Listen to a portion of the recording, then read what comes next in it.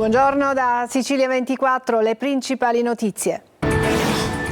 Omicidio a Siracusa, minorenne accoltella e ferisce a morte il vicino di casa. Il giovane si è costituito, poco chiari i motivi alla base del delitto.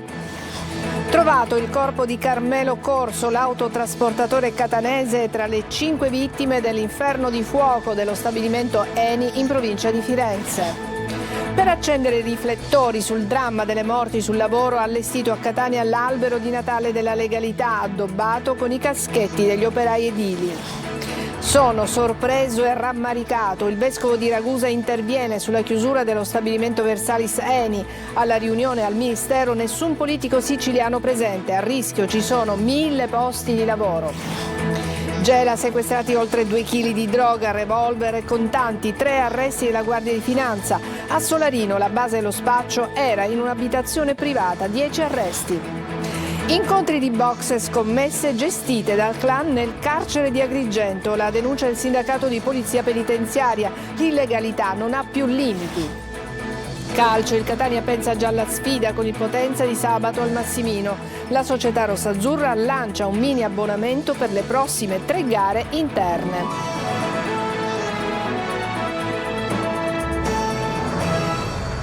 Bentrovati, cronaca nera in apertura. A Siracusa un minorenne, figlio di un esponente di spicco della criminalità siracusana, è stato fermato per aver ucciso a coltellate il vicino di casa.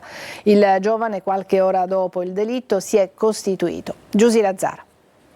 Una lite sulle scale e poi l'aggressione fatale per Cristian Regina, 40 anni, operatore ortofrutticolo, ucciso a coltellate la scorsa notte a Siracusa da un giovane di appena 16 anni. Il ragazzo, che vive nello stesso condominio della vittima, nella notte si è costituito. Fatale la coltellata che il ragazzo ha sferrato al torace dell'uomo, morto quasi subito, dissanguato. Il delitto è avvenuto nel palazzo in via Italia, nella zona nord della città. La lite era cominciata davanti all'androne del palazzo, poi fin sul pianerottolo, urla e spintoni. Dopo l'aggressione mortale, il giovane è fuggito, ma dopo qualche ora, convinto dai familiari e dagli inquirenti, ha deciso di costituirsi. La squadra mobile di Siracusa, che indaga, ha sentito il giovane, che è rimasto vago sui motivi dell'accoltellamento. Per tutta la notte gli inquirenti hanno ascoltato anche i familiari e i condomini per ricostruire il movente dell'omicidio. A quanto pare non ci sarebbero stati problemi di vicinato, ma i motivi sarebbero personali fra i due. Adesso il fascicolo passa alla procura per i minorenni di Siracusa. E a Paternò si indaga sul ferimento di un 55enne raggiunto a una gamba da un colpo di fucile a pallettoni sparato da un uomo subito fuggito. Le sue condizioni non sono gravi, a soccorrerlo un passante che ha visto la vittima che sanguinava zoppicante in pieno centro. Inferno a Calenzano, 5 le vittime causate dall'esplosione di un deposito Eni alle porte di Firenze. Ha recuperato il corpo di Carmelo Corso, l'autotrasportatore di origini catanesi ma da anni trapiantato in Toscana. Tonino De Mano. Un uomo del sud, Carmelo Corso, 57 anni, partito da Catania per trovare lavoro in Toscana, è morto a Calenzano, alle porte di Firenze, in una terribile esplosione nel deposito Eni che ha causato l'ennesima strage sul lavoro. 5 le vittime, 26 feriti, 2 dei quali gravemente ustionati. La deflagrazione è stata provocata dallo sversamento di benzina durante il carico di carburanti sulle autobotti in coda, un inferno di fuoco ed un boato paragonabile ad una bomba ad alto potenziale che ha sventrato tutto e dilaniato i corpi, tanto da renderli irriconoscibili. I dispersi, tra cui Carmelo Corso, sono stati recuperati tra detriti e ferraglie nel deposito Eni. Era entrato nel deposito Eni 4 minuti prima che avvenisse l'esplosione. Il suo ingresso, infatti, registrato alle 10:16 e 20 secondi. Carmelo, sempre in viaggio con la paura addosso, prima da guardia giurata per conto di Eni, poi da autista presso la RAT di Firenze, si trovava lì ieri mattina e non sapeva che da lì a poco sarebbe stato l'ultimo viaggio. Da diverso tempo residente a Calenzano, lascia la moglie Tamara e 2 figli di 25 e 22 anni che ieri hanno subito fatto la spola tra gli ospedali di Firenze, prima tappa al Careggi, per avere notizie del familiare. La procura di Prato indaga per omicidio colposo e sui tanti allarmi inascoltati ed in molti puntano il dito anche all'esterno dello stabilimento Eni, un luogo inappropriato per le funzioni che lì vengono svolte, ha detto il presidente della regione toscana Eugenio Giani. Alla fine degli anni 50 era tutta aperta campagna, oggi quell'area è densamente popolata dal punto di vista industriale, con molte case ed un centro commerciale. E dopo ogni tragedia si susseguono le polemiche, insorgono i sindacati che hanno già proclamato scioperi, assemblee e presidi. Oltre 500 i lavoratori si sono dati appuntamento questa mattina a Livorno per una guerra silenziosa che sembra non finire mai. La tragedia di Calenzano è solo l'ultima di una vera mattanza sul lavoro. Per accendere i riflettori sul dramma delle morti bianche anche in periodo natalizio nasce l'albero della sicurezza. Sentiamo Simona Mazzone. Il lavoratore deve rientrare a casa, sul lavoro deve essere più sicuro, no così che uno parte la mattina e non ritorna più. Un caschetto nero in mezzo a tanti altri a ricordare chi non c'è più. La tragedia di Calenzano, l'ultima in ordine di tempo, in un simbolo che da oggi è visibile in piazza Turiferro a Catania, così come in oltre 60 siti in Italia, grazie all'idea dell'artista Francesco Sbolzani, promossa da ANCE e ANMIL, le associazioni dei costruttori edili e degli invalidi del lavoro, qui per il terzo anno consecutivo. Si chiama l'albero per la sicurezza e vuole accendere riflettori anche in periodo di festa sui tanti, troppi incidenti sul lavoro, molti dei quali mortali. La sicurezza è un tema dove non si può arretrare, dobbiamo essere sempre attenti e vigili, dall'altro lato i controlli ci devono essere. Queste casche rappresentano il giallo il lavoro, il rosso l'infortunio e il nero la morte. Dove finisce la sicurezza inizia l'infortunio. L'esplosione nel sito fiorentino ha scosso parecchio i lavoratori che guardano con paura e rabbia a questo tipo di tragedie. A me dispiace parecchio perché quando ci sono questi incidenti sul lavoro sono sempre collega di lavoro e non va bene. Manca la sicurezza sui lavori, su tanti posti, bisogna essere più sicuri, assicurare di più i cantieri perché ci sono troppi incidenti. È ora di finirla con questa mattanza, dicono. Nei primi 10 mesi del 2024 sono 890 le vittime accertate in Italia, 22 in più rispetto allo stesso periodo dell'anno precedente, mentre centinaia sono gli infortuni registrati giornalmente. E continuiamo a parlare di lavoro. Nessun politico della regione al tavolo Versalis a Roma. Il vescovo di Ragusa dice: sono sorpreso e rammaricato, si stanno sottovalutando le conseguenze devastanti per l'occupazione, il futuro dei giovani e lo sviluppo del territorio. La chiusura di Versalis comporterebbe perdite di posti di lavoro per circa 1000 persone. Sentiamo Veronica Barbarino. Mi ha molto sorpreso e rammaricato l'avere appreso che, pur essendo stati invitati, né il Presidente della Regione né nessun altro politico abbia partecipato al tavolo che si è tenuto a Roma. Sorpreso e rammaricato, così si è detto il vescovo di Ragusa durante l'omelia del Pontificale dell'Immacolata, riferendosi al tavolo convocato dal Ministero delle Imprese e del Made in Italy a Roma per discutere della chiusura annunciata dello stabilimento di Versalis Seni di Ragusa il 31 dicembre. Appare evidente che si stiano sottovalutando sia da parte dell'ENI e del governo centrale, come anche da parte di quello regionale, le devastanti conseguenze che una politica miope di deindustrializzazione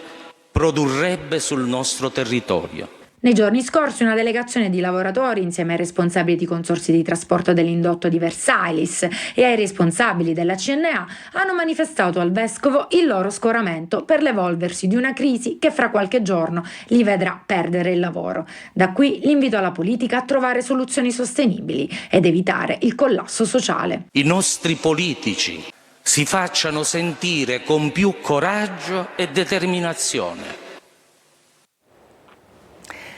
Duro colpo al traffico di droga a Gela. Nel quartiere Albani Roccella la Guardia di Finanza ha sequestrato oltre 2 kg di cocaina, crack, un'arma da fuoco e denaro contante. 3 le persone arrestate, mentre lo spaccio evolve con metodi sempre più moderni come la consegna a domicilio. GR Italia.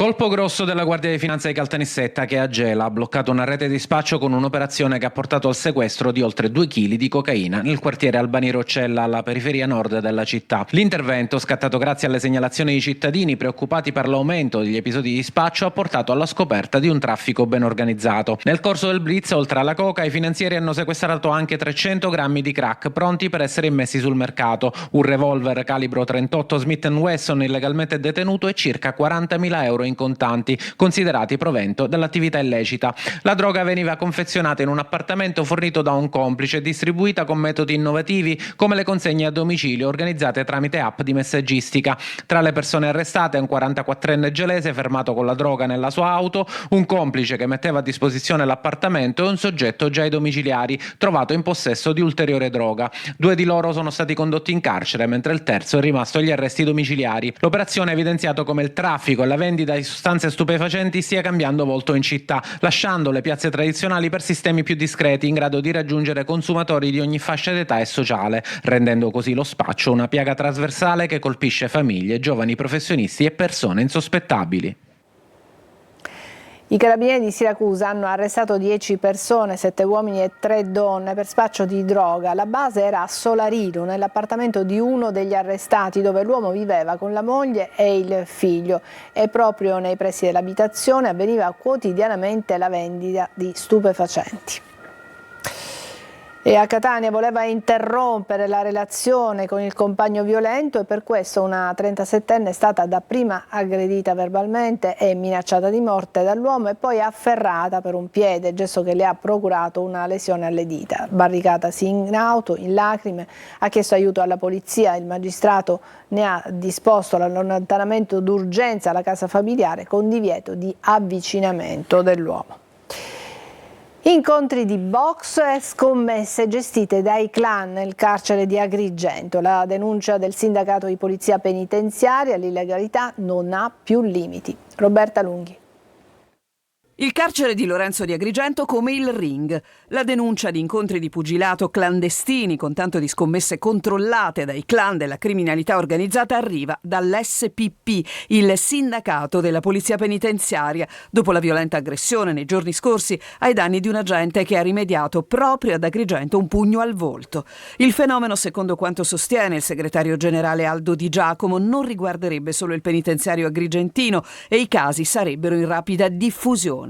Gli incontri pugilistici preceduti da vere e proprie lezioni di boxe e allenamenti agonistici contrabbandati per attività sociale sono la riprova, aggiunge Di Giacomo, che nel carcere l'illegalità non ha più limiti. Ci mancano solo nightclub e la prostituzione.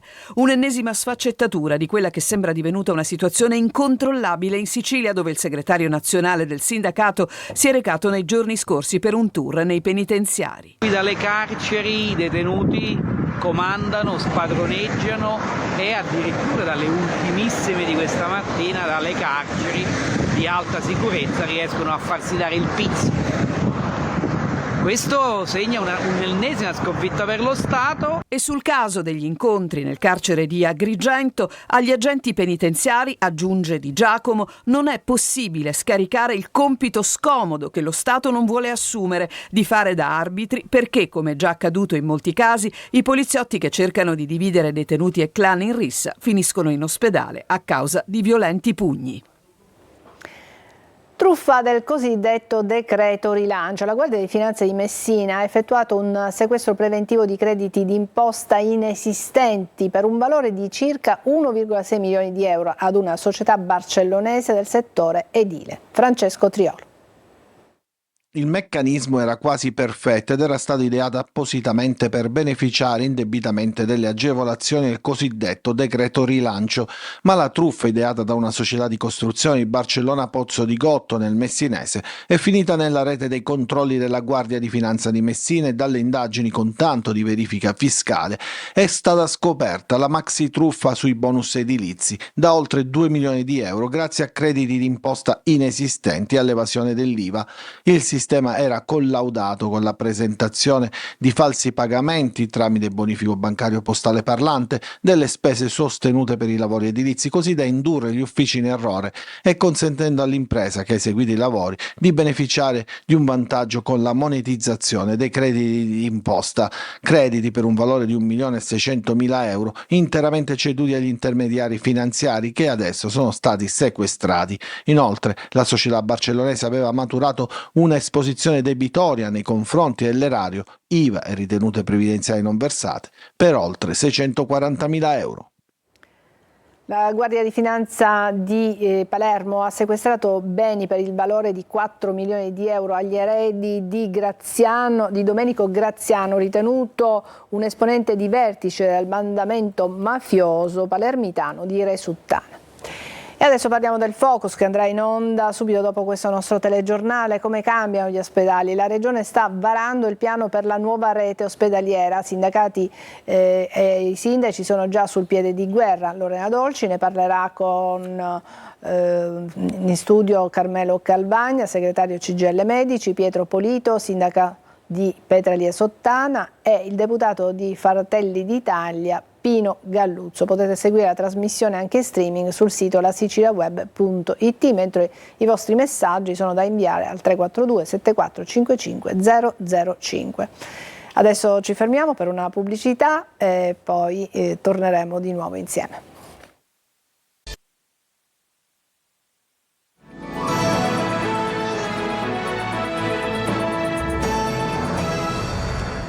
Tempo di avvento, tempo di tradizioni. A Catania torna Zampognarea, il festival dedicato alle zampogne, alle cornamuse, ai canti di Natale.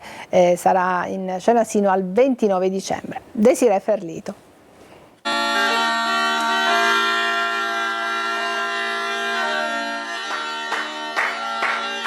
La tradizione natalizia siciliana con Zampognarea, il festival dedicato alle zampone e alle cornamuse a Catania sino al 29 dicembre. Giovani musicisti, professionisti ma anche amatori zampognari calcheranno le navate delle chiese del centro storico di Catania e le sue zone limitrofe. Tra le location principali figurano le chiese storiche della città, come la chiesa di San Domenico e la basilica cattedrale di Sant'Agata, che accoglieranno esibizioni dal vivo e letture tradizionali. Una serie di appuntamenti imperdibili tra musica, concerti, laboratori e letture. Ogni giorno un'esperienza diversa per chi vuole immergersi nel folklore e nelle tradizioni locali. Gli spettatori potranno assistere a performance dal vivo di artisti del panorama musicale folk. Giunta alla 20ª edizione, il festival, ideato dall'associazione Aria Sud e Darshan con la direzione artistica di Maurizio Cuzzocrea, è ormai un punto di riferimento per la ricerca delle musiche di tradizione orale, alla riscoperta di quelle più nascoste e delle sperimentazioni frutto dell'unione con altre sonorità dell'Italia e del mondo. Quest'anno Zampognarea presenta una rilettura della tradizionale novena, uno spettacolo unico in 9 appuntamenti in altrettante chiese del centro storico della città. L'ingresso è gratuito.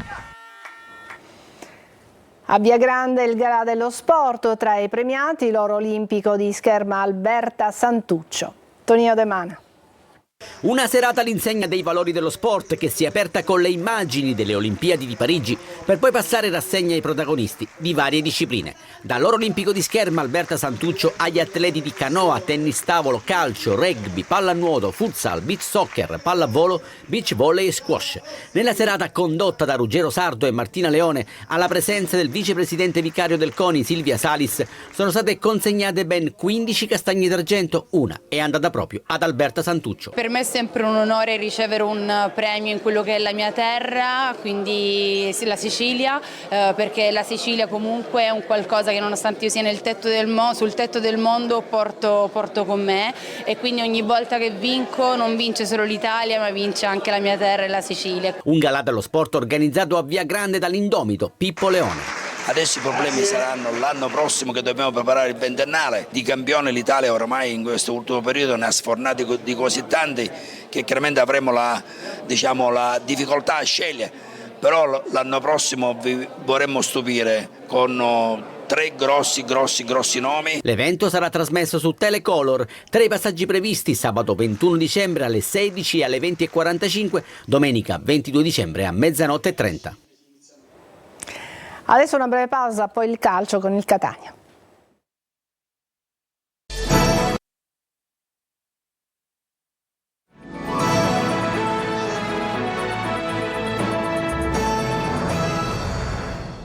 Ed eccoci al calcio, Catania con la testa al Potenza, sabato prossimo sarà ospite dei rossazzurri al Massimino. Intanto la società lancia i mini abbonamenti per le prossime 3 partite che si giocheranno in casa. Francesco Triolo. 4 partite per disegnare il proprio futuro, di cui 3 in casa, 3 partite in cui Catania chiede sostegno a Catania. Da qui la decisione della società di lanciare la campagna di mini abbonamenti per le prossime 3 gare al Massimino, quelle a ridosso delle festività natalizie. Potenza, Sorrento, Juve Next Gen a gennaio. Nel mezzo la trasferta in casa della capolista Benevento. Ma adesso c'è da pensare al Potenza, che sul campo ha gli stessi punti dei rossazzurri, con un andamento simile anche nella distribuzione tra quelli fatti in casa e quelli fuori. Qualche differenza nelle reti, il Catania ne ha segnate meno, 27 contro 30 del Potenza, ma ne ha anche subito meno, 17 contro i 23 dei lucani. La squadra di Mimmo Toscano non si è fermata dopo la vittoriosa trasferta di Taranto. Già sulla strada del ritorno in Calabria i giocatori hanno svolto una seduta di allenamento, quindi da oggi la ripresa a pieni giri in vista del match di sabato pomeriggio. Rispetto alla gara dello Iacovone, Toscano potrà riavere Anastasio, che ha scontato la giornata di squalifica, e questo consente al tecnico di avere maggiori possibilità di scelta. Tra gli indisponibili per la trasferta in Puglia sono sempre da valutare le condizioni di Luperini, non ancora al meglio dopo il rientro, e Guglielmotti alle prese con un problema muscolare, mentre Adamonis ha dovuto saltare la convocazione a causa di un trauma contusivo. Ci fermiamo qui, è tutto per questa edizione di Sicilia 24. Grazie per averci seguito, buon pomeriggio.